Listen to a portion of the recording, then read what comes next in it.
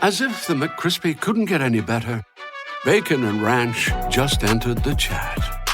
The Bacon Ranch McCrispy, available at participating McDonald's for a limited time. Ba-da-ba-ba-ba. This episode is sponsored by State Farm. Choices are great. Like with your podcasts, you get to choose what you want to listen to. And State Farm believes insurance should work the same way. That's why the State Farm Personal Price Plan helps you get the coverage you want at an affordable price and a policy that helps cover what you value most. Like a good neighbor, State Farm is there. Call or go to statefarm.com today to create your State Farm Personal Price Plan. Prices vary by state. Options selected by customer. Availability and eligibility may vary.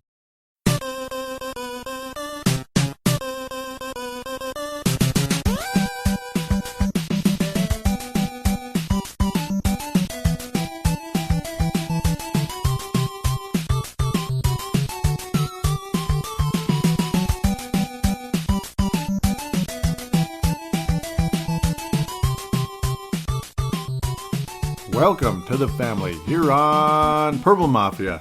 I am your host, Paladino Joey, or Joey Awajan. Purple Mafia is available on the sportstuff.com, iTunes, Stitcher, and Double Twist. A great pleasure to be back on board once again with you today. Happy Thanksgiving to everybody. Hope you enjoyed yourself. Much more enjoyable this time around visiting Detroit, Michigan. A 30-23 victory for the Vikings. Last year, Vikings could not bring Matthew Stafford down at key points. This time, they could. So that's what mattered. The Vikings had a sizable lead in this game, and it quickly dwindled. But at the end of the day, the Minnesota Vikings are 9-2, first place in the NFC North, and, of course, continue to hold on very strongly to a first-round bye. That's what it's all about. You put the... Okay, I don't even want to get back into... Well, that's what it's all about. I mean, until January starts, it's all about getting hopefully the best record you can, get as much home field advantage as possible, and the ultimate dream of holding on to home field advantage all the way to the Vince Lombardi Trophy. Like you would be at home all the way, regardless of what game it is, regardless how far you get, and hopefully the Vikings can get there. The kicking woes continued, but was it really all Kai Forbath's fault? Of course not. The hold wasn't real good. The timing was off, the snap wasn't good. One of the kicks that was blocked in the game was also one of the Detroit defenders jumped over the line and no call was made. In this game, a lot of people will come back and complain about the officiating today. One pass interference, no call after another, and of course, maybe some ticky-tack ones on our side. Okay, I guess they were pass interference, but if you're going to call those, then call the ones that were pretty much going on a big portion of the game, especially on Stephon Diggs, who got absolutely no pass interference calls today. I thought he was going to get something, and he didn't, but luckily he was able to make a huge play along the way. Kind of did a similar situation, breaking tackles like Adam Thielen did on his ultimate long play during the game. Things got extremely chippy. Jarius Wright made another one of his key first downs. In fact, he made two of them in this game. He's been getting a few more snaps out there. Both of his catches were for first down in today's game. Well, at least the Thanksgiving game, we'll call it. Adam Thielen targeted 11 times, was able to bring it in 8 times. Those passes all... The ones that were caught were the ones that were close enough to him. So most of them that were missed were either throwaways or, of course, just, short hop, this type of situation. Kind of a messy game. Kyle Rudolph, though, really stepped up along the way. A big, gigantic 34-yard reception. Catch and go type of thing. You knew he probably wasn't going to go to pay dirt, but ultimately got the job done. Jerick McKinnon was great. It was huge on a screen pass along the way also. Case Keenum continues to hold on to the job like he's, he continues to hold on like his life depends on it, and he's doing a wonderful job as quarterback of the Minnesota Vikings. 70% completion percentage, almost 300 yards, 2 touchdowns, no turnovers, only sacked twice. Riley Reiff allowed his first sack in 10 games, but okay, so we don't have to get too mad. I guess if you're going to give up a sack, give it up in a game where you still won the game. And it got to a point of whoever lost today's game, it was going to be one of those games where you're kicking yourself and you're going to be remembering it for a long time. What about this? What about that? Where last year it happened more than once. 3rd and long, the Vikings could not bring down Matthew Stafford. This time around, we didn't have to worry about that nearly as much, even though the Lions did get a lot of key first downs. Tough game overall, though. Some 3-and-outs and then some big drives. This Minnesota Vikings offense can play this game, and the Minnesota Vikings defense can play the game as well. But Trey Waynes and Xavier Rhodes had a tough day today. They had a tough day indeed. Okay, I'm recording the first segment on Thanksgiving, not long after the game, so just going to let you know, but the show will probably be released Friday morning at some point, late Friday morning, so obviously, as you know. So that's the situation. I'm not the first person to split shows up as is. Good to be talking about this now while it's fresh. Fresh in my mind and fresh in front of me, all that. Anderson Dejo made his return, and he was solid. He made a lot of tackles. That's good and bad, of course, because catches were made, but at least he was able to make the tackles and such along the way. But Trey Waynes and Xavier Rhodes, I mean, you almost never see Xavier Rhodes with 5 tackles in a game, but that's because he was getting burned a bit today. Now, he wasn't like getting crushed or anything, but there was enough space between him and the receiver, and that's the goal of being a wide receiver, is to create space. There's always space between Trey Waynes and ex-receiver, whoever he is, Tate or whoever. And of course, both of them were flagged multiple times for pass interference, and the frustration was setting in a big way. At the end of the day, it's a division game, and regardless, you could be the best team in the world playing the worst team in the world. If they're in the same division, it's trouble. It always is. That's why the Miami Dolphins always beat the New England Patriots. It's not just because the Dolphins are better than the Patriots, because when's the last time they were? I mean, like 98, maybe? Something like that? It's been a while. It doesn't happen very often. Maybe 2000 was the last time. I think the Dolphins won the division that year, and that's pretty much the last time, anybody's won the division other than the Patriots the last 15, 20 years. So it's kind of how things are going there. Division games are a mess, and it just is what it is. Linval Joseph Key stopping the run once again today. Everson Griffin, very solid, getting a couple of sacks in today's game, and that was the good news, as the Vikings were able to get into the backfield a bit and to get to Mr. Matthew Stafford. Detroit unable to run most of the game today because they were playing from behind, and that's the good part. The Vikings offense kind of similar to it was against the Rams, where they were continuing to get key first downs. They were continuing to make plays, and that's more than you can ask for. It's just wonderful.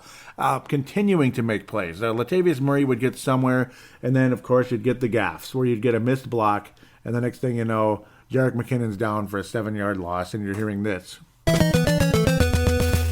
Yeah, I mean, and that's because occasionally somebody would miss an assignment. David Morgan missed an assignment. You'd see Joe Berger. It was, I don't think Berger had the best game either. Joe Berger did not have the best game of the season either for him. Xavier Rhodes, Trey Waynes all the time. And Berger, not the best game. And, of course, Kai Forbath kind of, I'm not really mad at him today, even though at the same time it can't be good. I mean, it's probably not good for his confidence out there.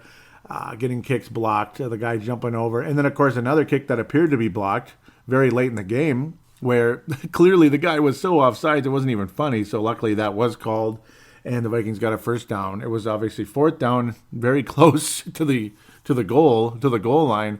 Vikings would get a first down. All they had to do was kneel, run the clock out. So that worked out nicely. At least they called that one. But for the most part, a lot of calls on Detroit today, a lot of clutching and grabbing, and they were getting away with it and whatever. That just kind of was the story of today's game. Felt like a little home cooking for the Detroit Lions today. Whatever. Just is what it is. And ultimately, again, it seemed like every time Jerick McKinnon was in, he got the short straw with the blocking today, as the Detroit line was getting in there and causing some damage. And you know what? They're good. Obviously, Whitehead and others, they're good players. Akeem Spence was killing us for a huge point of the game. Ashawn Robinson killing us throughout the game today. Tackles for loss, getting in the backfield. And McKinnon, again, he was snake bit a bit today. Luckily, Mr. Latavius Murray was able to get loose for a 46-yard gain. Ultimately, Vikings got in the end zone. They gave him the ball back, and he was able to finish. This time, he was clearly in the end zone, and that helped greatly.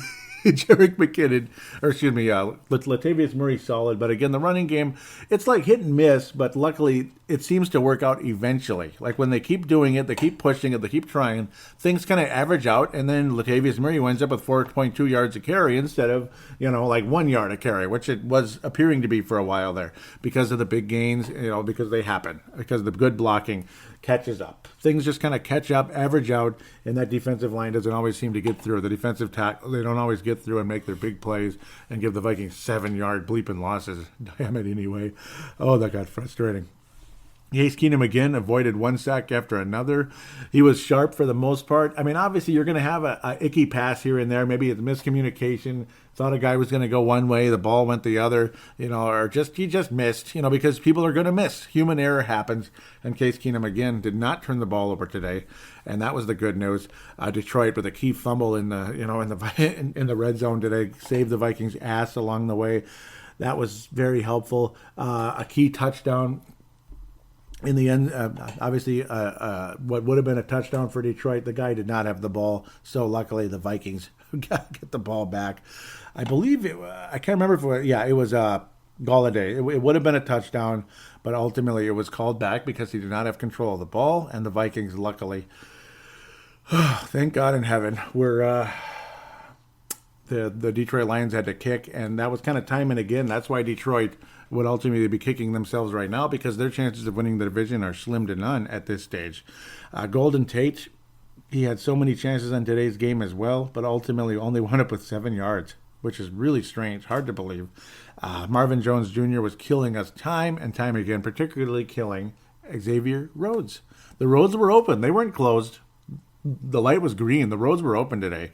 They'd eventually get stopped, but I mean, Xavier Rhodes was on he was on a beeline to get the Christian Pound Memorial until this one still small voice inside of me kept saying, it always seems to happen this way, where say a Trey Waynes or a Xavier Rhodes, but really it was Trey Waynes all the time, was getting burned all day, and then all of a sudden, late in the game, he'd get the key interception that would kind of ice the game. It would be the dagger. And guess what? That's right. Xavier Rhodes would do the same thing. So, thank God. Did he avoid the Christian Pound Memorial? We'll just have to come back to that in a second. But, I don't know. This was a scary game. Detroit scares the crap out of me. Matthew Stafford always clutch, always putting the Lions in position to win despite how far they're down. I mean, the Vikings led by 17 on multiple occasions in today's game. You're able to get in the end zone, of course. Kai Forbath had a blocked punt. That's what took place. It wasn't a missed punt, a blocked extra point. That's what I'm looking at, PAT. It was blocked. It was not missed. It was blocked. Case Keenum, of course, also was able to get the Vikings in the end zone very quickly after that. They were forced the Lions. That was actually after the Vikings were able to get the ball back. And then ultimately, Case Keenum was able to rush it in, old school style, and gotta love that. Vikings up 13-0 instead of 14-0. Detroit would kind of try to hang in there. You'd think they're going to get in the end zone, but the Vikings continued. That's what's so great about the Zimmer defense. Regardless if the other team gets to the 20-yard line, 25-yard line, they always find a way to keep opposing offenses out of the end zone, regardless how good that quarterback is. And that's what's so great about this defense, is the Detroit Lions tried as they might to get in the end zone and could not get there until the end of the second quarter. That was disgusting. It's very frustrating. Kyle Rudolph was awesome today. Case Keenum late in the second quarter. The Vikings would have the ball with about 3 minutes remaining. They put together another wonderful drive, completions along the way, an awesome in the breadbasket play. Case Keenum to Kyle Rudolph to put the Vikings up 20-3. You're all excited, ready to rock and roll. And what happens every time the Vikings are playing Matthew Stafford with 37 seconds left? It's like 37, 38. What was last year? 39, 38. And you got mad at Mike Zimmer, but no, it's because the play was so good that it was a touchdown. So you can't get mad at that. You got in the bleeping end zone. So it's a lot better than having to settle for a field goal, or God knows, maybe a clock running out, or it's an errant pass, intercepted. Maybe Detroit freaking gets right back in the game. Maybe it's 10-3 or 13-10. Pardon me.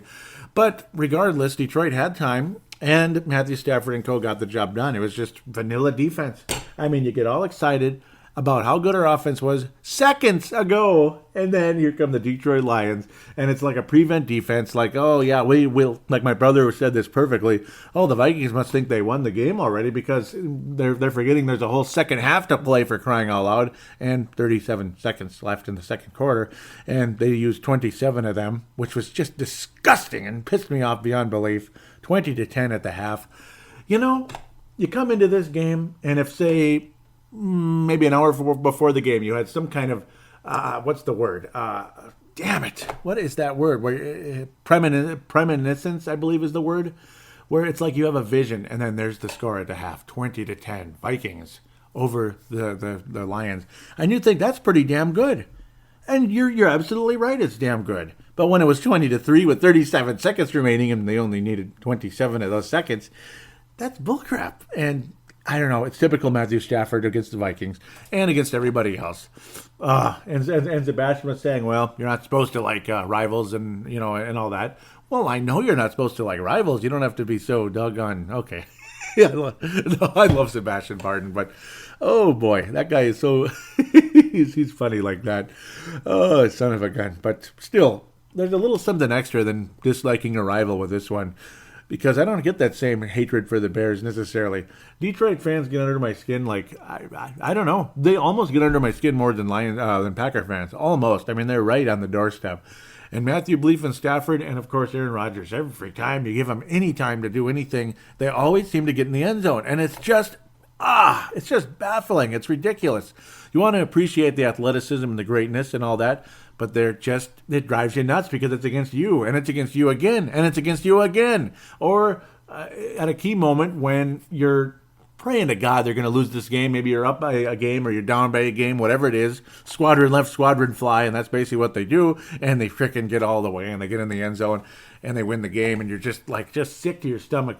Or in this case, it put the Lions back in the game. But then the Vikings offense, that's right, because Detroit received the ball at the beginning of the game. The Vikings got the ball to start the second half, which I just love very much. And it was kind of just rock 'em, sock 'em, smash mouth football that ended up very positively, with Latavius Murray getting rewarded at the end, very deservedly so, after he got that 41-yard gain due to a nice opening and a good finish. And we'll take it. And Kai Forbath made the extra point in 27-10. And all's right with the football world. The Lions get chances, though, time and time again. They get down the field a couple times, and the Vikings defense again stands strong. Both plays, when the Vikings offense suddenly was sputtering, you were seeing good drives turn into punts, stuff like that. What looked like the start of good drives turned into punts. One of them was just a flat-out 3-and-out, and it was real scary, especially when it was scary as hell along the way when it was 27-23. That Vikings defense just really is a son of a gun, and luckily they kept the Vikings in the game. The Vikings offense did what they did. They got their 30 points, and they earned it. They earned it every damn one of those points the Vikings offense did. There were turnovers that helped, but there was no pick six or fumble six in the game. There was a fumble, and there was one interception very late that I already talked about that did happen that helped ice the game. In fact, it did.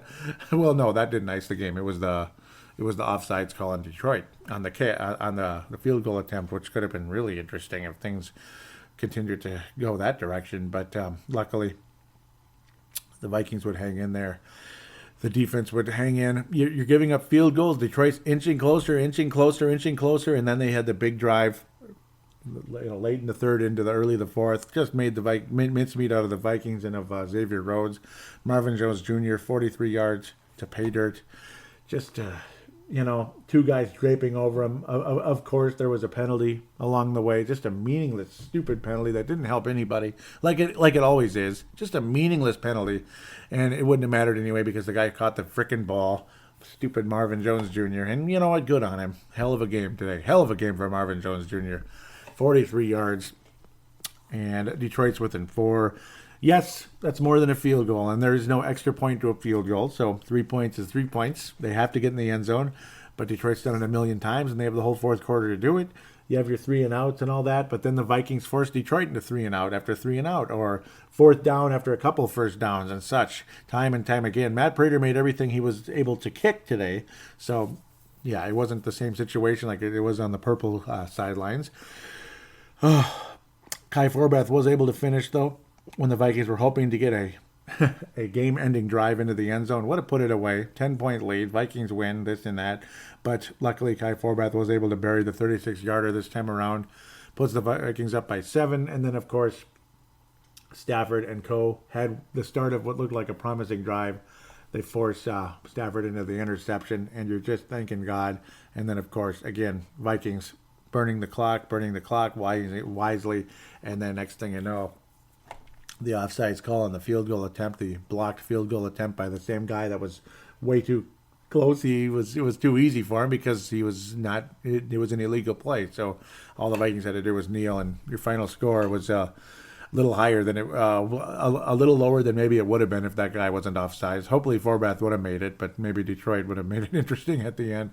Case Keenum ended up finishing with a 128.8, 121.8 quarterback rating. Again, no turnovers once again by this offense against a team that was fourth in the league in takeaways. Detroit, fourth in the league in takeaways. LA, number one in the league coming into that game in takeaways, and 0 turnovers by the Minnesota Vikings. Pretty big, pretty big deal. Wonderful accomplishment. Scary as heck game, but a hell of a finish. And, well, you know, when you can survive a game like this and you're the one, you know, eating the turkey, whatever. Not sure they do that. No, they don't do that anymore. But you got the little golden football handed to Case Keenum, who deserved it. Feels great. It's an incredible feeling to be here. 9-2. I mean, it's been a long time, and hopefully you don't have guys getting femurs broken. That was so frustrating. E.J. Henderson, as good as he was, got his femur broken. What was that guy's name that hit him? I believe it was Stafford, right? That was the guy's name. Stafford. I can't remember. He was from, what the hell are these colleges called? Stanford. Was it Stanford? Ryan? I forget his first name, but Stanford, the guy who broke E.J. Henderson's femur, was basically, that's all that guy did was hit people hard. And that's about all she wrote there. So thank you very much for that. Hopefully that won't happen. Hopefully Vikings can have some more positive games coming up against Atlanta and Carolina and such as we shift back to the NFC South again. Where the Vikings beat up on the Saints at the beginning of the season, much to Adrian's chagrin. It was a fun night for the Minnesota Vikings and a frustrating night for the Saints, but ever since then, they've only lost one game, and they just continue to roll through the league.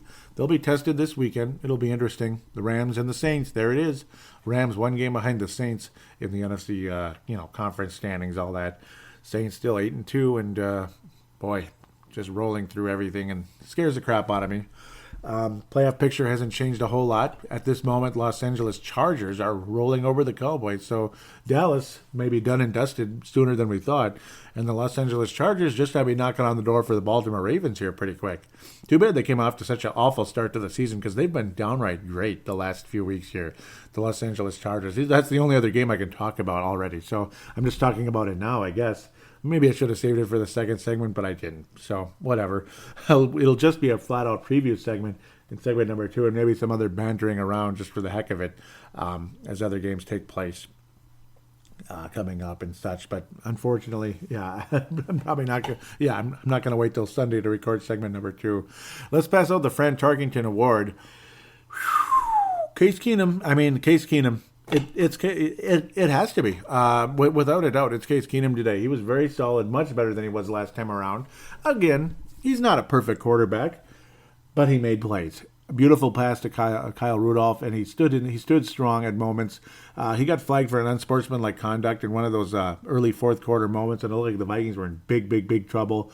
Just kind of flipped the ball at, I believe it was Robinson. I can't remember which one it was. It was Spence. Akeem Spence flipped the ball at him after the sack, and they called him for pass interference. They called him for pass interference, right?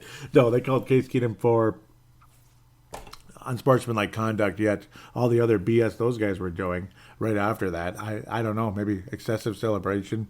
I don't know. Maybe I take things a little too personal. But so did they, I guess, because that's why they called Mr. Case Keenum for unsportsmanlike conduct. So Fran Tarkenton Award goes to Case Keenum again. Outstanding game, quarterback rating over 120, no turnovers once again. I guess the defense ever capable of forcing turnovers. He could have fumbled multiple times in the game, but he was able to hang on to that football at those key moments that could have got us killed, man. I mean, the Detroit would have had the ball right there in the red zone. It would have been a whole different ball game. Luckily, Detroit was the one with a couple turnovers. Just 2 turnovers made that much of a difference. And they weren't pick sixes or fumble sixes or anything like that. They were just simply turnovers. And, yeah, they just ended the drive. And it felt good for us indeed, ultimately. So, Vikings taking advantage of situations along the way. Stephon Diggs finished with 66 yards. not his best game, but a very solid game, a better game than it was. Kyle Rudolph, honorable mention for Fran Tarkington Award. Awesome game for Kyle Rudolph, caught everything coming his way. Adam Thielen is always a Fran Tarkington candidate. Another spectacular game, big catches, one first down catch after another. Jerry is right again, 2 first downs in his 2 catches. Just, I love Jerry is right. And again, that's what everybody calls him, my guy. Your guy, Jerry is right. Yes, that's my guy. Jerry is right. He was awesome. Michael Floyd did get his 1 catch. Didn't quite get that first down, but hey, at least he caught it, and that's it. Kind of is what it is there. Did I mention Latavius Murray? 84 yards on the ground, and again, did get in the end zone. And of course, Case Keenum rushed into the end zone when need be. But the guy avoids sacks like crazy, and he makes nice passes. So Case Keenum definitely got a little bit of that Favre in him, but certainly doesn't have the rocket that Brett Favre has. But he does have the guts. And, obviously the love for the game. Maybe that's overrated because we all love the game. That doesn't mean I can throw a bullet through 3 defenders into a guy's chest. But Case Keenum puts the ball where he needs to put it more often than not. And I'm so impressed. His accuracy has improved. His lack of mistakes has improved. And, that's what they're saying during the post game and such. Similar situation with Dak Prescott and Tony Romo last year. In a sense, how Dak Prescott just kept getting better and better, more and more solid, and well, the Cowboys went on to having a very strong season. We don't want the Viking season to end as quickly as the Cowboys did, though. That was kind of sickening. Luckily, Aaron Rodgers isn't waiting, but Drew Brees still is. So, well, let's take care of business in that against that son of a gun. We're not going to let him have it this time. Fun. So the Christian Ponder Memorial, you know what? It can go to three different entities, or well. Xavier Rhodes did not have a good game. The dumb penalties, of course, Trey Wayne's pass interference penalties, it's going to go to both of those guys. And, the officiating. I don't like to come on here and blame the refs and whine and complain. I hate going on message boards like, say, like Timberwolves, the Timberwolves pages and the Wild ones. And, the bleeping refs did this, the bleeping refs did that. Yeah, but still, why aren't we doing better? Why aren't we doing better? Why are we blaming the refs? So, still... Yes, some of the calls sucked. And one of the calls on Xavier Rhodes, I think, was semi-questionable, but generally speaking, he wasn't good today until late, and he made the big play. But in general, you could just say the cornerbacks today, they got beat pretty bad by Matthew Stafford, and we're very fortunate to be coming home with the victory. I'm very glad they did. And, of course, the referees will also share the Christian Toronto Memorial today. So it ain't going to be Case Keenum, that's for sure. He was awesome. So there it is. David Morgan, he could almost be a small one as well. And Laquan Treadwell continuing to be as useless as ever. Very sad story there with Laquan Treadwell. But that kind of is what it is. So we'll wrap up this segment and we will preview the Atlanta Falcons and banter around a little bit. Just talk football with you in segment number 2.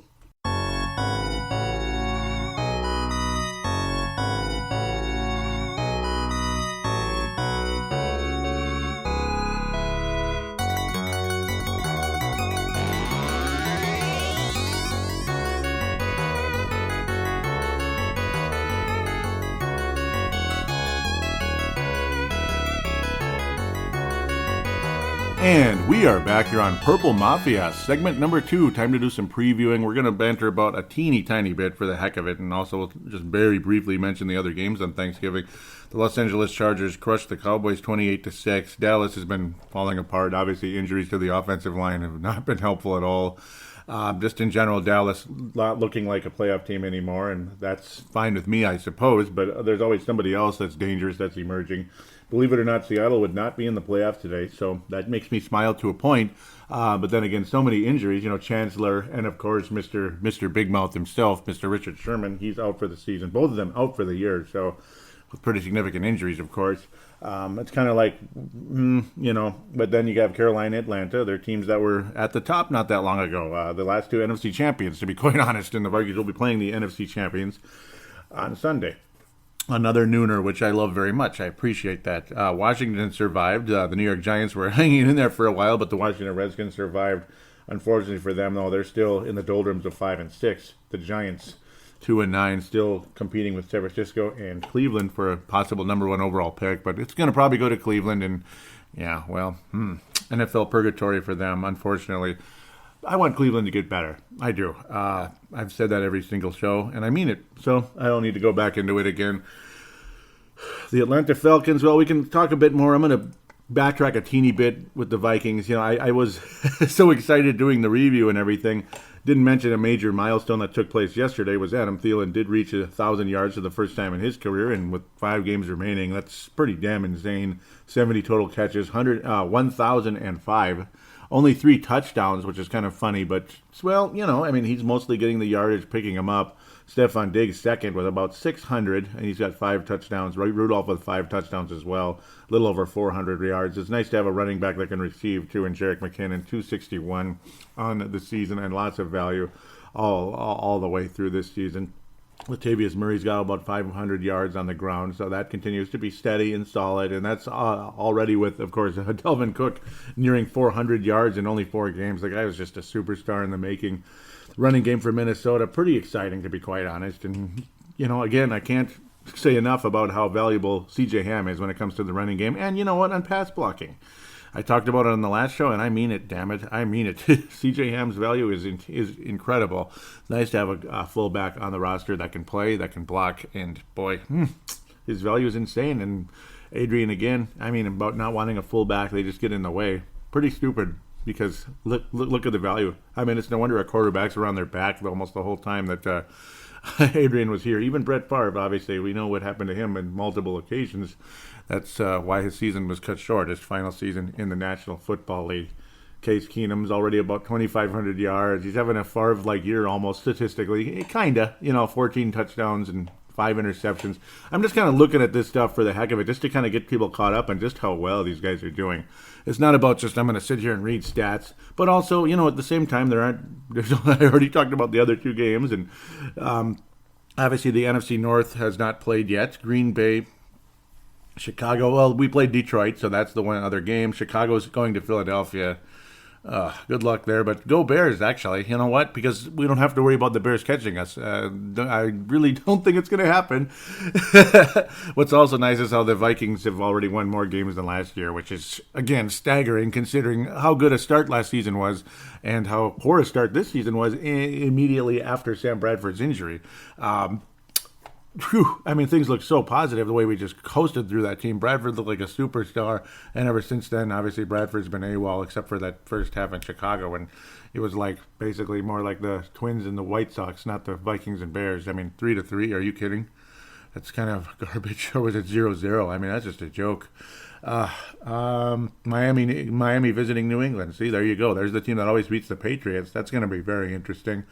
Kansas City, Buffalo. Wow, Kansas City and Buffalo, 2 teams that have fallen off the face of the earth. So one of them's going to get a win. Cleveland, Cincinnati. Atlanta is playing Tampa this week before they play the Vikings, of course. Where are the Packers? They are, Los Angeles, New Orleans. Talked about that. Jacksonville's the leading rushing team in the league and the best team in stingy defense. Green Bay's going to Pittsburgh. Well, I don't like either one of those teams, but I guess kind of go Steelers just to kind of wrap things up for the Packers because we don't want Aaron Rodgers to come back and pull off a miracle and all that crap. But I don't know.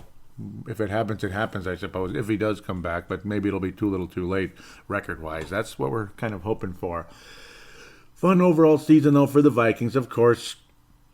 You got Everson Griffin's leading the way with 12 sacks. Danielle Hunter's now up to 6 as he's had sacks in multiple games now, consecutive games. Nice to see Danielle Hunter picking it up. He's had sacks in actually 3 straight games, so very much appreciated there. Very, very, very much appreciated. No surprise Eric Kendricks leading the team in tackles because that's who he is. He's just so quick. He's always on the ball, and he's just spectacular, and it's been a nice junior jump, we'll call it, for Mr. Anthony Barr. Or is it his 4th year already? It's his 4th year, isn't it? Wow. He's a senior surge, we'll say. So congratulations to Anthony Barr getting back in the mix again, playing up to his potential, obviously, because we know what he can do. So let's talk about the Atlanta Falcons. They are 6-4. They will be playing the Buccaneers, which means they'll probably be 7-4. And last year, they at this point in the season, nobody knew how good Atlanta was going to be yet. They kind of surged around this point of the year last year. They had a similar record, similar place. Well, they were competing with Seattle for the division, and next thing you know, they just started soaring like Falcons do, I suppose. And just before you knew it, they were the best team in the NFC. It was them. Well, they were second best behind Dallas, of course. Pardon me. Dallas had the best record, but Atlanta was right there. A lot of people thought that it was going to be Atlanta-Dallas. I was like, I don't think either team is going to make it, but the Falcons were the better team. They ended up making it at the end of the day. Man, this shows how good Case Keenum is on paper because Matt Ryan's numbers are actually kind of worse. The quarterback rating is about the same, about 95, 96. 15 touchdowns for Ryan, 8 interceptions, and the yardage, only a 100-yard difference in favor of Matt Ryan. So kind of funny, kind of crazy when you think about that. Keenum didn't start. He only started 8 games. He played the second half of the Bears one. We know that went well, and of course did not play against the Saints because nobody on earth was expecting Case Keenum to really get a whole lot of snaps this year, just some. There was like Sam Bradford who played all the games last year. He stayed on his feet, believe it or not. Well, not on his feet, but he stayed healthy. Wasn't on his feet or anything. He got sacked about 1,500 times. But again, what a difference the line makes. And also a quarterback that can weave his way out of trouble. Case Keenum really does have that ability like Favre did back in the 90s. Not so much when he was here. He had a little bit, but you can only do so much when you're 40 freaking years old. So we're going against one of the best passing games in the NFL, obviously. Last year they were the best by a mile. I mean, it wasn't even close. Devonta Freeman, Tevin Coleman are a nice 1-2 punch as well. About the same amount of yards per carry. Devonta Freeman getting a few more yards, of course. He's got the name. He's been around, and he's been good. 5 touchdowns for him, 3 for Tevin Coleman. But a nice duo, kind of like the Vikings have with McKinnon and Murray at this stage. Julio Jones, probably the best receiver in the league, in my opinion, but the guy can't stay healthy. That's the problem. Only 1 touchdown on the year, and Atlanta went through some tough times until of late. They're finally kind of back in the mix again. Obviously, starting out the season, they were 3-0, and they looked great. Then they lost 3 in a row, and before you know it, they're 500 again. They just squeaked by the Jets. They lost a game to New England. Big surprise there, right? Carolina, they lost again after squeaking by the Jets. And now they've beaten Dallas and Seattle the past couple of weeks, putting points on the board more than they had been.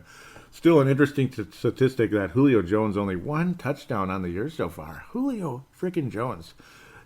Again, his biggest problem is Stephon Diggs' biggest problem. Can't stay healthy sometimes, but so far this year he has, and things are kind of slowly but surely creeping along for the Atlanta Falcons. Again, they play Tampa next coming up, which I think spells good things for the Atlanta Falcons. Their pass defense is better than their run defense. That's noted. Their overall yardage defense is 10th in the league. Their pass defense it's in the upper echelon, and the rush defense is in the lower echelon. Again, I expect a solid game out of Latavius Murray. I've really come to like Latavius. I like his value. I like that he hangs onto the ball because with Adrian Peterson, you just never knew. You're just saying, well, when is he going to fumble? Not if, when. It was when is Adrian going to fumble, and that was always the fear.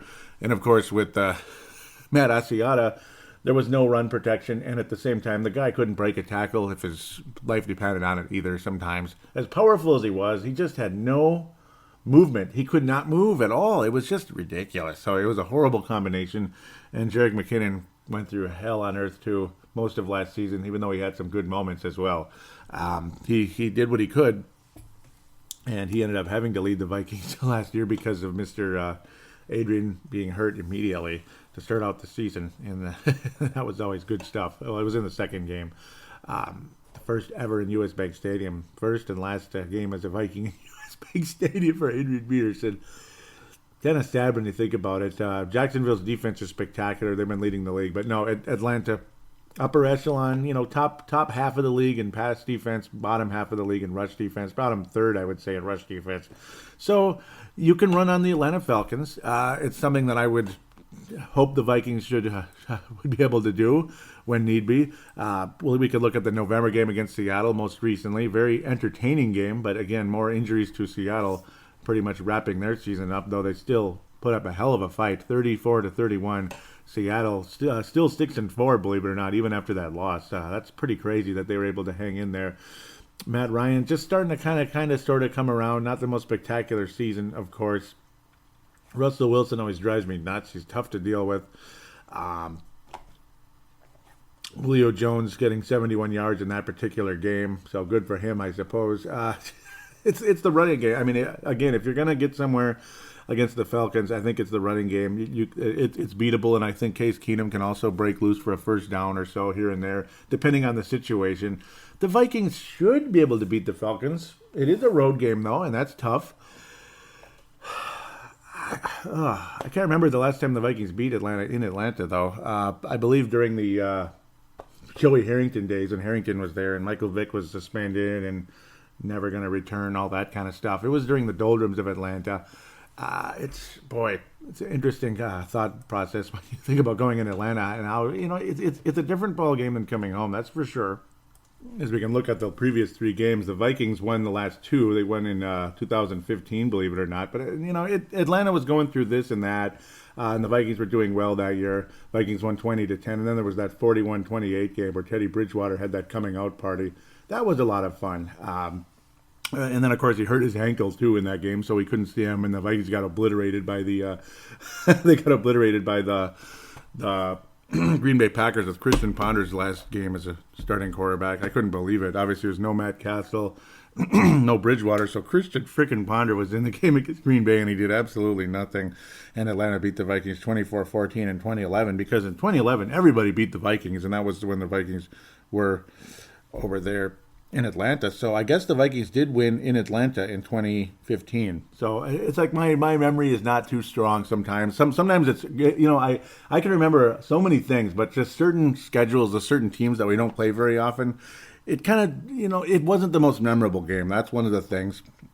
And plus, when you review so many games over the years, too, you kind of get behind. But so luckily, the Vikings did win in Atlanta.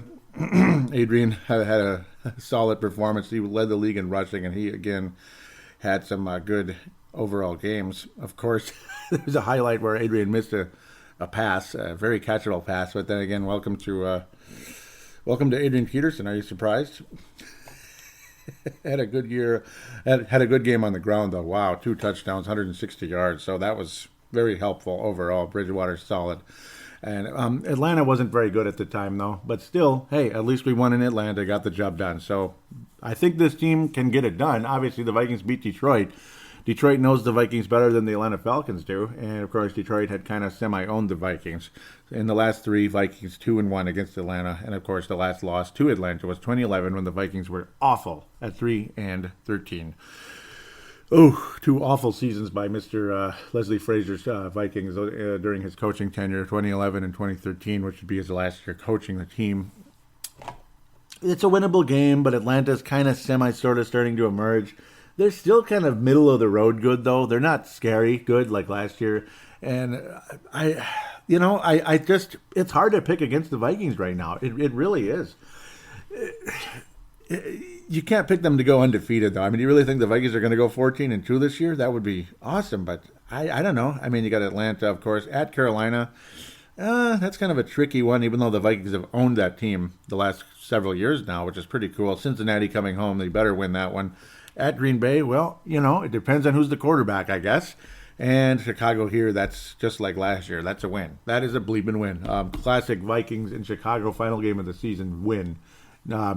Back in the day, too, when the Vikings were playing for the division title against the Bears. That was fun. But also, just kind of a well-oiled machine, kind of wrap things up and get home field advantage throughout the playoffs, or at least in the second round, so to speak, type of thing, if Philadelphia remains hot as hell like they are right now. Oh, boy. It's a tough pick, but I have a hard time picking against this team right now. You might lose one of these games between Atlanta, Carolina. I don't know. I kind of... I would almost think Atlanta's more likely to beat the Vikings than Carolina, but Carolina's weird. They're quirky, this and that. So, pardon me, that wasn't supposed to happen. But it's... I'm having a hell of a time with this one. Yeah, I will pick a Vikings victory. I mean, it's like just win or loss. I mean, I think the Vikings are more likely to win this game. If I were a betting man, literally, if I were a betting man and I had nothing in this game in terms of who I want to win, who, whatever, this, that, I would pick the Vikings to win this game, just like I would have picked the Rams a couple of weeks ago. I was just being honest with you because the Rams were on an influential run. They were playing great. And the Vikings, it's just, to me, you just weren't 100% sure, the uncertainty with the quarterback and all that. But now, I guess it really is Keenum right now, at least for the remainder of this season. And then, obviously, things get really weird in the offseason with all 3 quarterbacks. free agents entering free agency. Whoa, that is going to be very interesting, and that's why these guys make the big bucks. The Vikings will beat the Atlanta Falcons. Final score, the Falcons do give up points, and I don't imagine why this offense can't score on Atlanta. The pass defense will be tough. You might see turnovers in this game, even though the Falcons are like worst in the league in interceptions. That's the interesting part. Only 3 interceptions on the season, but knock on wood. We all know, right? You know what I'm hinting at. Be careful with that thought. Watch them double it. Okay, I did not say that. I'm sorry. I take that back. They will not double it, damn it. They will not double it. The Vikings will win 30-24 in a solid kind of one touchdown type of win. 31-24. 31-24. The Vikings will win by a touchdown late in the game, probably goal line type of situation, get Latavius Murray in type of thing, or say the Vikings take the lead, Atlanta kind of take like a 10-point lead or 14-point lead, and the Falcons come back, make it interesting, but the Vikings defense finishes the job against a pretty dangerous Atlanta offense, but still a underperforming Atlanta offense. Minnesota 31, Atlanta 24. The Vikings survive in a stellar running game, I think. I mean, the running game has worked very well against Atlanta for a while now. There was a screenplay that helped beat the Atlanta Falcons in the Super Bowl last year. That helped. Jerick McKinnon and Latavius Murray, I think, are going to be big factors in this game. Again, don't be surprised to see Thielen keep up what he's doing, and hopefully Stephon Diggs can continue to draw those penalties. That stuff doesn't show up in the stat sheet, but boy, it sure does show up at the end of the day when you're watching the game. You see it. It's not invisible. That's for damn sure. Drawing big penalties. Maybe hopefully Thielen can get more respect too as well.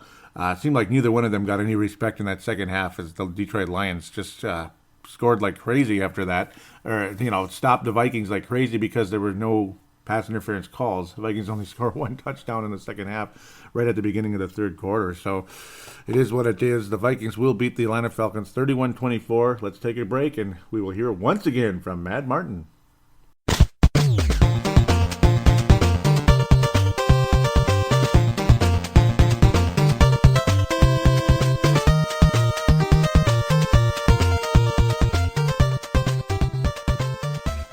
Happy Thanksgiving, guys. I hope you're having a fantastic day.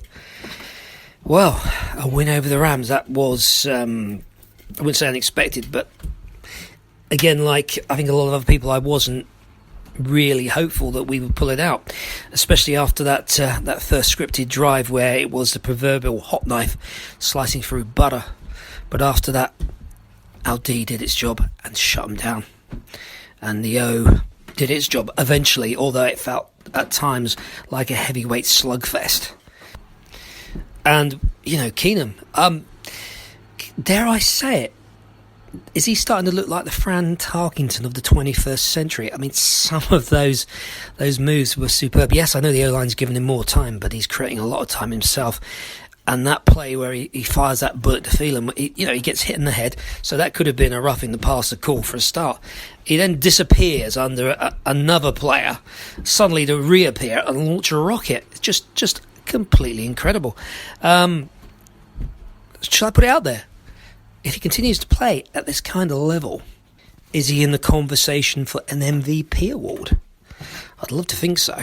That'd be quite funky, wouldn't it? The guy that's really just been a journeyman has made good.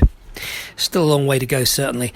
I'm really struggling to come to terms with 8-2, though. I think like a lot of people this year, I wasn't sure what this revamped O-line was going to achieve, and it certainly achieved a lot more than any of us truly expected.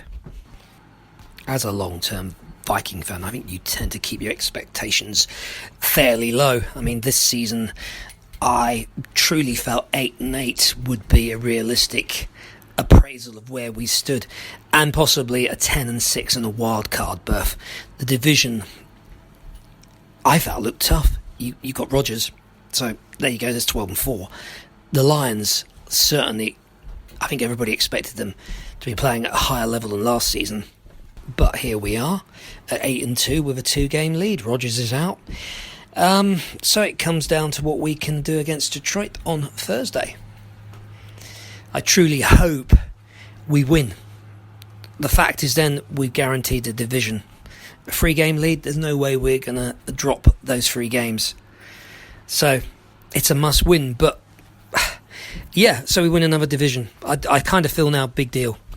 We've won plenty of those in the past. It's now coming down to we want the big prize. We want that Super Bowl.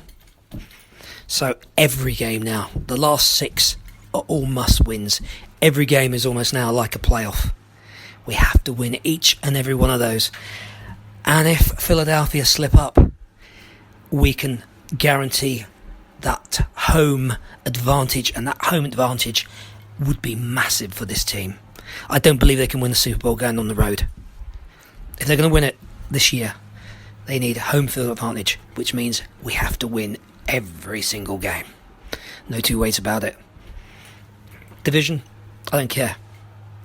I want to see a Super Bowl. I want to see a Super Bowl one in Minneapolis. I think that would be incredible for that fan base that has suffered so many years of anguish. Let's be honest, this team needs every little piece of advantage it can get. And with that crowd behind it, it has a distinctive advantage. You were talking about the 2009 season, and I personally feel if we had had home field advantage against the Saints, Taints, whatever you want to call them, they would have been destroyed in Minneapolis on that day. It wouldn't have been close. Whether or not we would have won the Super Bowl against Indianapolis is another question, but we would have certainly made a Super Bowl after 30 odd years being away from that game. The time is here again, I hope, that we can achieve greatness perhaps. And I think it'd be fantastic if that was achieved by Case Keenum and Phelan Diggs and one amazing defence. And also the coach Grant as well. 90 years old. Wouldn't that be spectacular to see that guy be able to pick up the Lombardi trophy and go, at long last. I'm starting to get a little bit superstitious, I think, because I thought, I better do another voice recording for you because, hey, we keep winning, which is really cool. Anyway, I'm off. So Skull, folks, enjoy a fantastic Thanksgiving. Sadly, I won't be able to watch it live because of work commitments. Yes, I should have planned better, but I didn't. So, enjoy your day. Skull, let's beat those Lions. Beat those Lions. Say it after me. Beat those Lions.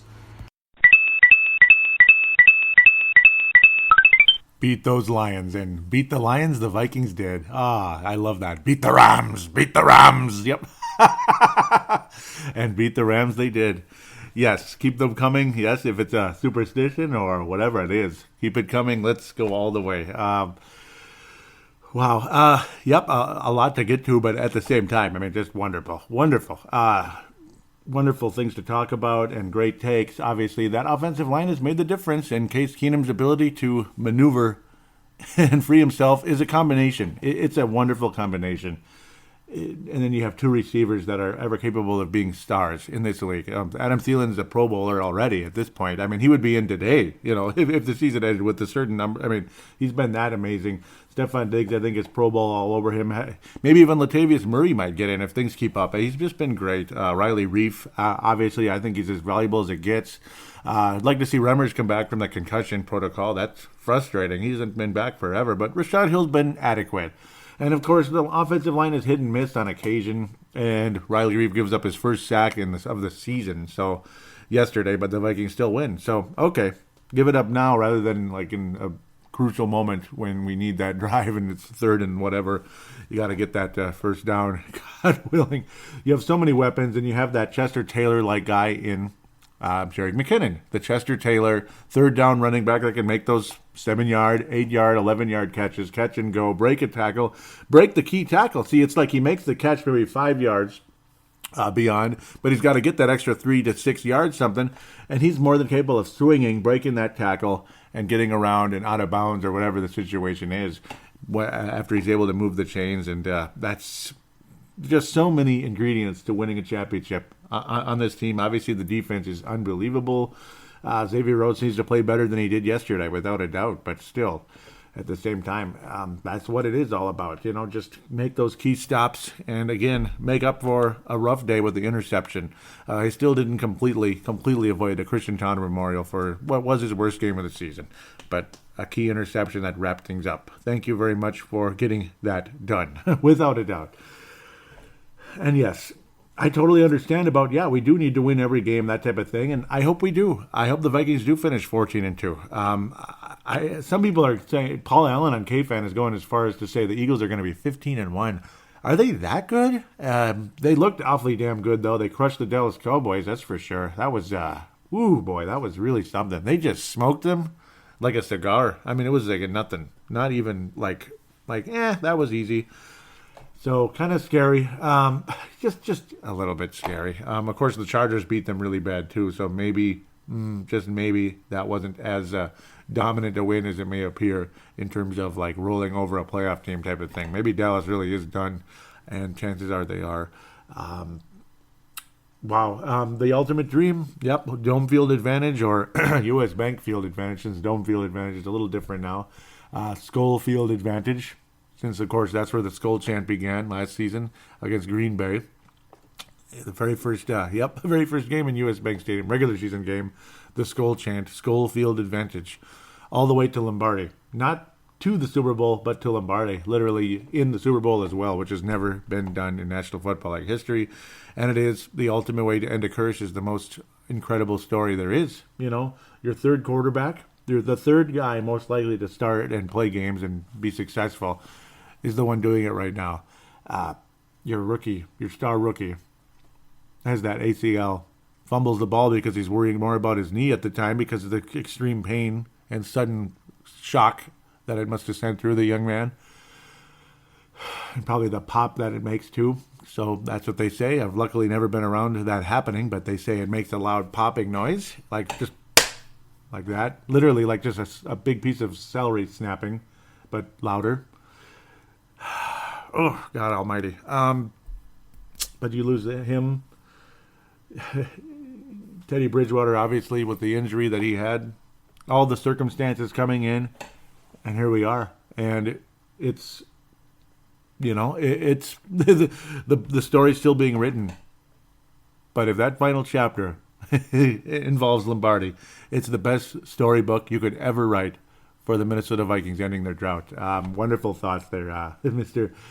Matt Martin. You are the best.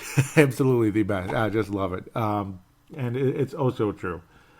57-year drought to end that way. That's the only way to end a drought, is the most remarkable story. And I've said that many times, and that's usually how things do end. Like the Red Sox beating the Yankees down 3-0. They have to win 4 in a row, including Game 7 on the road. And it's the only way you end a curse is the most impossible route, the steepest climb, and they did it. The Cleveland Cavaliers could keep going. The Chicago Cubs had to go on the road. They beat Madison Bumgarner, who was immortal for San Francisco in an even number year when San Francisco always wins the World Series. The Giants, they won't be doing that next year, I don't think, but because they really dropped off this year, like astronomical drop off. But Madison Bumgarner, the immortal pitcher for about 3-4 years there, no, more than that, in the postseason, just remarkable numbers. They beat him. They survive a San Francisco Giants series and then survive getting beat by Cleveland, and being on the road and giving up the lead in the ninth. And like teams always do, the road team always gives up the lead in the ninth inning, and then the home team magically wins the World Series. So, the greatest thing ever, woohoo, the home team won again. And luckily the Twins are one of those teams. They didn't have to give up the lead, but they ended up finishing the game off in Game 7 of 91. But yes, it's always like that. Teams always come back, make their miraculous comeback, but the Cubs are able to finish the job. Luckily for them, though, they were against a team that hadn't won a World Series since '48, and they're colossal chokes too. So I guess that's the way that had to be. The odds of Cleveland and Chicago Cubs being in the World Series at the same time. What are the odds of that? But it happened. Okay, let's get moving. Thank you very much, Matt Martin. Star candidate always. Twitter account @Purple Mafia Show, @Purple Mafia Show. Please do give it a follow. James Beck and Tanae Brown retweeted the most recent show, The Glass Ceiling. Thank you very much, guys, for that. Let's keep moving. Matt Martin says, great podcast again. Indeed, glass ceiling sums it up, as I still cannot get my head around this team's performance so far this year. Dare I believe this team can do it? Yeah, I think they can. It's, winning a Super Bowl is almost impossible, but, I mean, I don't know. One team does it every year. Why not us? It's like it's got to happen. It's got to. One of these days, one of these years, and then hopefully this is it. Just like the Houston Astros, every year they'd have a good team. Every time they'd have a good team, they would fail and not win. But eventually, their year came. Even the Cubs, their year came. The Red Sox, their year came. The Chicago White Sox, the most, they're a team that had an 85, 86, 87-year drought, I believe, 87-year drought, and everybody was just like, oh, White Sox won the World Series. Okay, well, that's the end of that. So, yeah, let's talk about football or whatever else the topic was at the time. And it was kind of weird. Those guys kind of got thrown under the rug. Like, nobody even gave a crap about the White Sox, but that was an 80-some-year drought, too. So, if all these teams can end their droughts, Cleveland, the city of Cleveland ended their drought with the Cavaliers, pardon me. It can happen. Let's keep it going. All right, I better get moving. It's going to be long now. It was going to be short for a while there. Matt Martin says, thanks for the Silver Star. As to small seats, if the ones at Sheffield UTD are smaller than Twickenham, Sheffield must have midget fans. Oh, that's funny.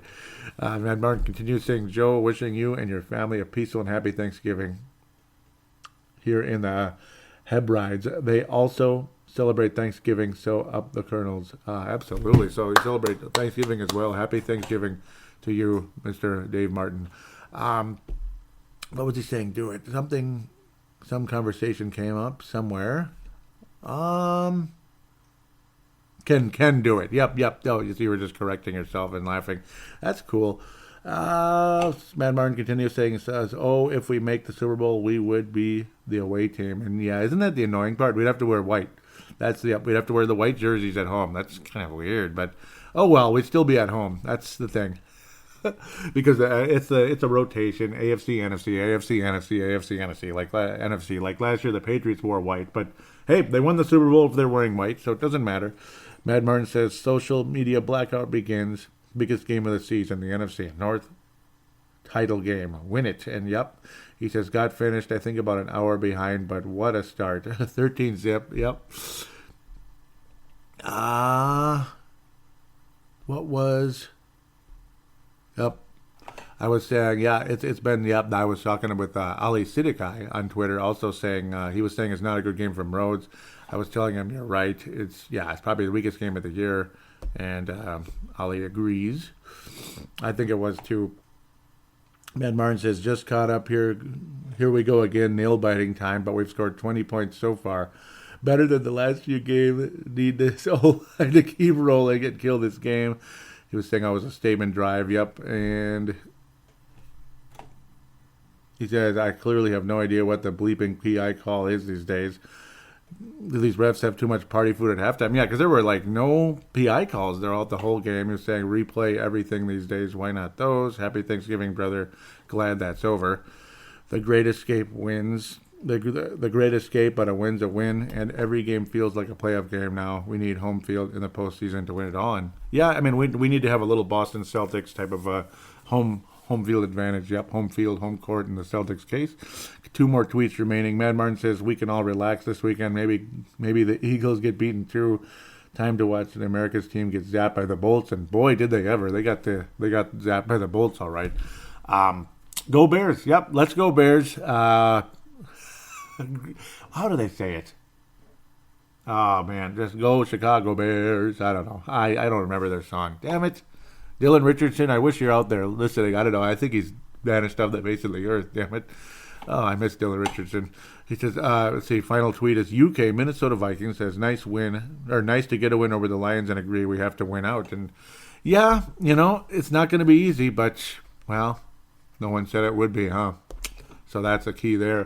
Facebook, first of all, I'll give a shout out to MN Vikings Haven. MN Vikings Haven. Do give that page a like and follow, so to speak. Comment in there during the week, all that good stuff. A lot like the Purple Mafia page. Do give them a follow. They're nice enough. Trevor Wickerman is nice enough to allow me to post links on the page as I, in turn, give him shout outs on this show to encourage others to join it. And people have joined it, so So if anybody there that, doesn't like me very much or whatever, obviously not Trevor, but other people there, they just young kids, whatever, they just, because I'm not part of their little social, circle, they automatically don't like you, and they think I'm just spamming. No, I'm not spamming. I'm giving shout-outs every week. There's more than, the numbers of the show have been pretty good this year, and they have been moving up. So, yeah, I'm not spamming. So I'm not spamming. I'm bringing people over there. Trust me. So I wish, but then again, those kids would be too good to listen to this show, too. I'm not some crappy new generation music, so whatever. Okay, I'm mean. God bless those of you listening here that are younger. God bless you, and thank you for listening. And please keep listening and tell your friends to turn off the icky music and listen to this instead. Oh, I can't stop. I can't help myself. Facebook.com/Purple Mafia Show. We're, of course, on the application. Look up the Purple Mafia Show page. Because obviously most people probably are using applications more than the website, more than the web address anyway these days. But you get the idea. Very easy to find it. Purple Mafia Show on Facebook. All the links will be in the show description. Comment on the Glass Ceiling Show. Kurt back out of Lakeville says Vikings looking great today. These Eagles looking pretty good also, but we got this, and that was on Sunday. Yep, the Eagles were looking good, all right. In-game thread, I'll bounce around a teeny tiny bit. Cedric was saying how that we need a stop defense, and thankfully that did come. Dave Hickey was hoping we'd finish them off with a TD, and then there was that big interception, or of course the offsides call, which saved us. Dave Hickey loved that. Says, yes! And then Jeff Froyland says, my nerves are fried and I'm shaking. Who gives a bleep? 9-2, Skull. Mark Carlson says, Skull, bye-bye Lions. Gerald String out of Nebraska says, oofda, this is finally over. Is this finally over? Man, I'm getting too old for this. And that was tough. That was a scary game. I want to thank Josh Mary Henry, Cedric Paulding, all you guys, Dave Hickey. Nice in-game back and forth. Dave Hickey was saying time for a knockout punch. Diggs always has big games against Detroit. Yes, he does. But then this year, it's just Adam Thielen. It's for damn sure. Cedric says, drops a gem here saying the officiating and dumb penalties have killed us the entire game. And yeah, they had. Josh Meir Henry was saying, seems like it's every game against Detroit. Yeah, I mean, that's not a Rube-like statement. Some people might think it's just being a homer. No, every time we play Detroit, it does get really, really messy like this. And, it's ridiculous. Against Green Bay, too. It really is insanely frustrating. I'm not a big fan of Detroit. I don't really like Lions fans much. Very few of them have been the nicer people I've met over the years. Yep, we were able to survive the game, ultimately. Paging Hunter and Griffin. Yep, Cedric Paulding. Oh, that's funny. And it's very true, also. Going to look to, Mark Carlson was red hot. No pass interference. Red hot. Matt Emer was saying, I'm going to dwell on that one for a while. Matt Emer out of the UK. Mark Carlson, of course, out of Iowa. Josh Mayer Henry is out of Colorado. And Cedric Paulding out of Mississippi. Josh Mayer Henry says, really do not understand the play calling right now. They are trying to lose this game. And yeah, there were a lot of plays. There were some plays when Vikings were struggling. It's, what was it, second and long or something? And, what was the play? It was second down. It wasn't even that long, actually. It was just 2nd and 10. And we're trying to go deep, and we're trying to force the throw into coverage. And it's like, it wasn't like an interception type of throw, but it was more of just a throwaway. Why not? I don't know. Why not try to pick up some yardage first? I don't know. It just seemed like we're trying to hit the home runs at times. And then I can't even remember now what this play after that was. It was just, a meaningless kind of a check down type of play and just players in front. So Detroit certainly had the momentum at that stage. Yep, and of course the defense was not as good as you'd like to see. Mark Carlson was saying, Joey Awajan, please make a statement in the podcast concerning the refs' calls and non-calls in this game. I'm going crazy. And yes, I did. At least I hope I did. Oh, man. So let's get to the post-game conversation. That's extremely busy. Whoa, I should have just went to that probably. Holy cow. Yeah, let's go. Tucker Hallstrom. Where is he from? Where is he from? And, of course, it doesn't say. Oh, not right away anyway. But Also, though, on Twitter, if you could give or not on Twitter, on iTunes, as I wait for this to load, please do give a positive rating for the Purple Mafia Show if you could. It would be greatly appreciated. A 5-star rating for the Purple Mafia Show. I'll give you a huge shout out, and you're guaranteed a star if you could do that. It's getting lonely lately. It's getting kind of it's getting bored waiting for the next person to say something. I always get curious where people are from. I promise I'm not stalking anybody, so that's definitely not my style. Also, there's the phone line, 209-736-7877, 209-736-7877. It is a voicemail. Do treat it as such. Mention you're calling in to the Purple Mafia Show. Do your statement, shout-out, comment, question, and opine. Of course, all this information will be in the show description, and it doesn't say, so the heck with it. Spend too much time digging around and something that doesn't matter that much. They probably don't want anybody to care, so they probably don't care that much about giving out that type of stuff. Patrick Grant says the refs sucked ass, taunting on Keenum, no pass interference call when Diggs was clearly interfered with. Sucky officials. And yeah, good statement there, Patrick Grant. I agree. And he's from Woodbury. All right. Mark Carlson says, celebrating with a homemade cider. This wasn't going to be an easy game, but I will savor this victory. Happy Thanksgiving to Paladino Joey. Skol, skol, skol, Purple Mafia. And thank you very much. Why did I say happy birthday? I meant to say happy Thanksgiving. Oh, my goodness. Oh, my goodness. Oh, boy. It's happy Thanksgiving. I don't know how that came out. I must have been just kind of out of it at the time. I wasn't drinking. It wasn't anything like that. Probably just tired or zoned or the stupid voice text. It changed it. It meant to be happy Thanksgiving. So thankfully, I know you guys are listening. So I apologize for the weird, awkward moment there. Dave Hickey was like, birthday? I missed that one.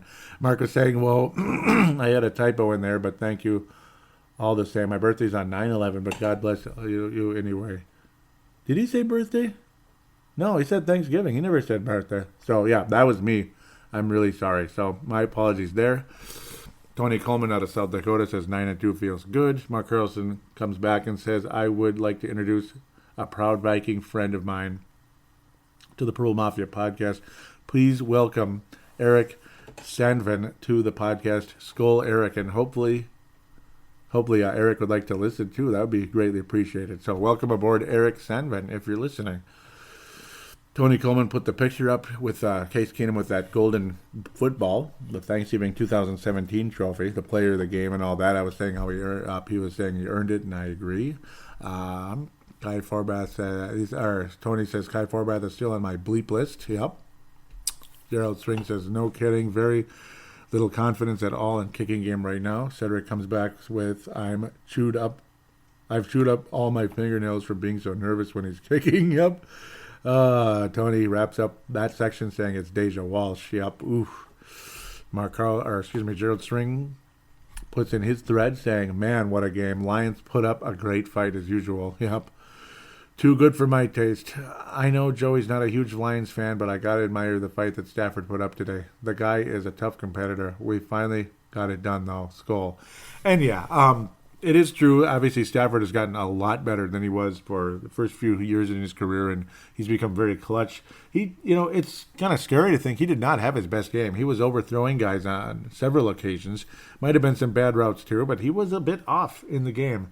So we're fortunate in that sense because Stafford has had some better games, but maybe our defense was good enough that it threw him off a bit. Brent Jacobson, also out of Lakeville, saying, I'm loving this team more and more every week.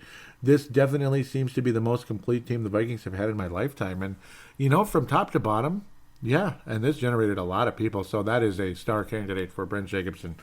Dave Hickey says, I think the 99 was about the same, but they are complete and deep. I'm guessing he means 98. 98, yeah, because 99 was good, but they weren't that good. Maybe, I'm not sure. 99 was the Jeff George team. You mean 98 with Cunningham and Brad Johnson still on the roster, right? Tony Coleman says the old 9 team was really solid, led by Favre. I really thought they were going to do it that year. This is the best I've felt about a Vikings team since then. Oh, easily, yep. Ben Jacobson says, Tony, I kind of think the 2017 Vikings defense is much better than the 09 and 98 teams. And I do agree with that. Yes, this defense is better. Yes, the offense isn't as dominant as those teams, but it's extremely good though. I mean, the offense is way better than a lot of us expected. That's for sure. Brent Jacobson says this year's defense has been able to carry the team in ways those teams didn't, in my opinion. Tony wraps up that thread with, I agree. It's exciting to have a team that gets me as excited as back then. And absolutely, Tony posts the picture of 1,000 yards for Adam Thielen, and that is awesome. Dave Hickey jumps back in saying this team is playing great. My Fran award goes to Case. Yep, and that's who I went with.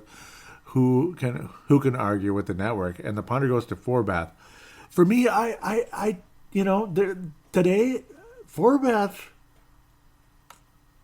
was the guy jumped over the line. It was an illegal play that the refs didn't call, the blocked extra point, and the other one that was blocked, again, the guy went offside. So for me, I'm not as mad at Forbath right now. It was scary, but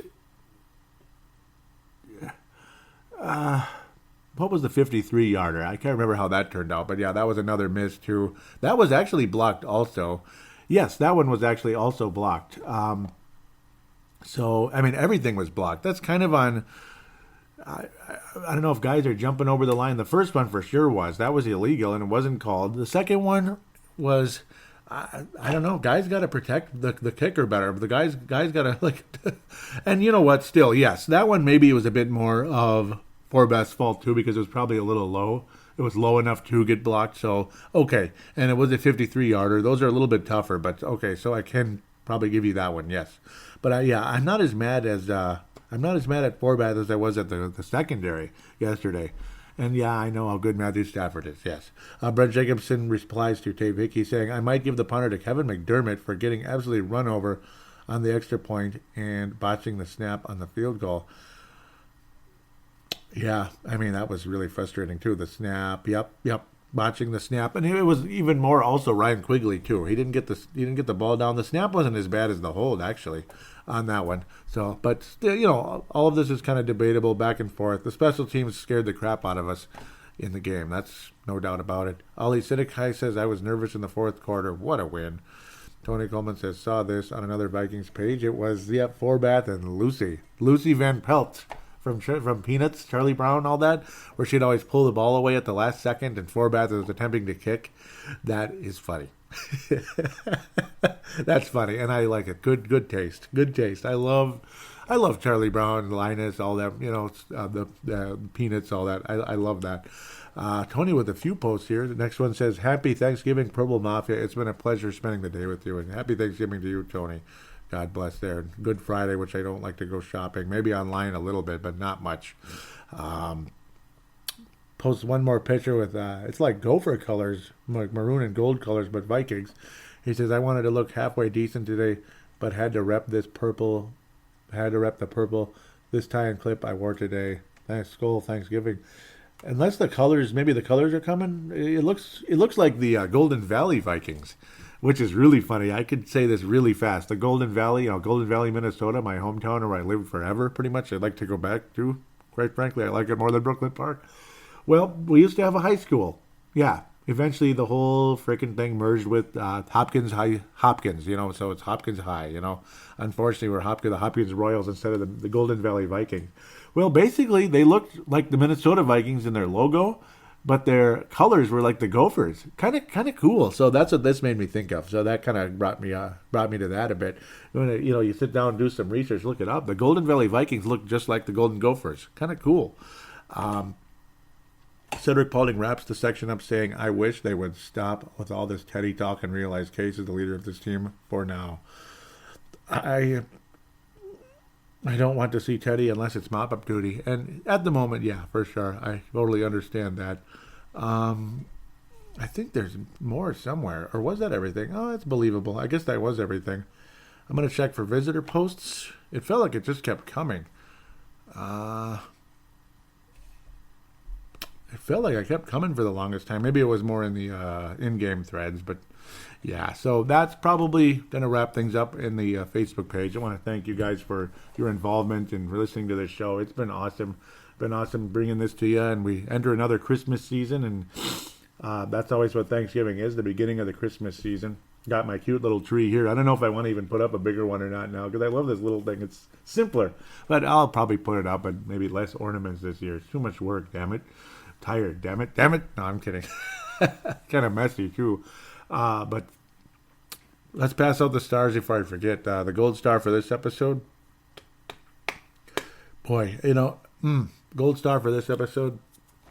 Gonna give it to Cedric Paulding. Cedric Paulding out of Mississippi will rein in the gold star for this episode. Silver star is gonna go to Mark Carlson and Josh Mayer Henry. Bronze stars. I'm gonna give 3 bronze stars. I'm just going crazy. Obviously, Matt Martin deserves a star, and it's like, I could give him a gold star every week because those calls are that good. It's like gold star material every single time, but you got to spread the wealth around a bit. So, but I mean, you guys are so awesome. But, bronze stars, Brett McCarthy, Matt Martin, and Tony Coleman absolutely deserves probably higher than a bronze, like a silver-plated bronze, we'll say, for Tony Coleman. Just awesome post, awesome involvement with the show. And again, Brent Jacobson, gosh dang it, I always forget. I always forget somebody. Brent Jacobson needs to get a star because he generated a lot of comments. He's gonna share the gold star. It was that good. Cedric Paulding and Brent Jacobson will share the gold star today. It was that good. So thank you for starting a good conversation, Brent, and bringing up the past. And of course, Cedric Paulding, huge, awesome involvement, showing the passion and emotion throughout the show too, as well. Really love what Cedric Paulding does bring out of Mississippi. So pretty cool there. He likes his War Damn Eagle. That's what he calls it when he's watching college football on Saturdays too. But thanks again for the involvement and welcome to the Christmas season. I can't believe it is already. And of course, it's 50 degrees. Really, man? I worked in 12 degrees a couple Fridays ago. 12 degrees outside. 12. Wind chill. 2. That's right, 2. And I kind of like the cold more than I like hot humidity. But 12 and windy is harsh when you're just trying to do lawn cleanups. It's not like I'm on a snowmobile out having a good time in the snow. That's a little different. This is out doing lawn cleanups. You can't dress like you're in a snowmobile when you're doing lawn cleanups. So it hurt just a little bit to be out there. But we got 4 lawn cleanups done in that weather. So it was pretty New York Giants 2007 like. My brother was doing his best Tom Coughlin impression, and I was Eli Manning, I guess, kind of. Okay, I don't know what I was. But my brother's a lot more like Tom Coughlin at times. He's kind of he like to yell at people sometimes. But, well, it is what it is. He didn't yell at me that day, though, because we just rolled. We rolled, Tide, rolled. Okay, sorry. I don't know if people want to hear about Alabama there too much, but kind of sick of college football sometimes. But especially when the Gophers are not good, that's no fun. Shock of the year there, right? It was funny that Patrick Royce gave the Turkey of the Year to, should I say, well, yeah, it's probably not much of a spoiler. He gave the Turkey of the Year to himself. Those of you that want to read the article probably did by now. It was pretty funny because he lost a 40-year war with Sid Hartman. It was kind of funny. He kind of called it a war that was waged 40 years ago with Sid Hartman, and he lost the war, so he gave it to himself. It was a very interesting article, and Turkey of the Year is awesome every year with Patrick Royce. So funny. A lot of people had a weird feeling that he was going to do that on the 40th anniversary. He was going to give it to himself. The Turkey Chairman, as he called himself. And yeah, that's what he is, the Turkey Chairman. So, absolutely. Want to wish you all a safe and happy Christmas season and happy Hanukkah and whatever else other people may celebrate, Kwanzaa. So, want to thank you guys for being a part of this episode always, and hope this continues. I hope the miracle run does end the way we have always dreamed. The ultimate happy ending. We've talked about it enough. Let's just get there. We can keep talking about it every week, but yeah, I've talked about it enough on this show. You get the idea. I've given the story out. Please tell your friends about the show if you could. Wrap up the conversation about. I gave out the phone line 209-736-7877. Remember, it's a voicemail. Do treat it as such. Call into Purple Mafia Show and opine. There's the call now button on the Facebook page that goes to the same number through Facebook Messenger, which is free no matter where you are, even if you're on the International Space Station or if you're in the solar system for Capella or Sirius, the stars out there that we look at, or Betelgeuse or something. Even if you're that far away, as long as you're on Wi-Fi, you can get in. So, okay, maybe not that far, but But just saying, International Space Station, if there's Wi-Fi, you probably could get to the show, though, that way. Same thing with the audio submission route. Of course, you use your smart device, the free audio recorder on there. Treat it like a phone call. Record maybe 5 minutes or something like Mad Martin does, stuff like that, and you're free to email it to paladinolive@yahoo.com. Paladinolive@yahoo.com. Everything I just mentioned will be in the show description. So thank you again, and God bless. Mad Martin, though, he's got that green light, boy. He is just always welcome on this show with those call-ins, and it's fantastic. Audio submissions is what we call them when it's through that, because there's no limit with that one. But some of you, I don't necessarily want people giving me half-hour call-ins, though. That's like get your own podcast level there. So thanks again. Take care, and we will talk to you in about 10 days.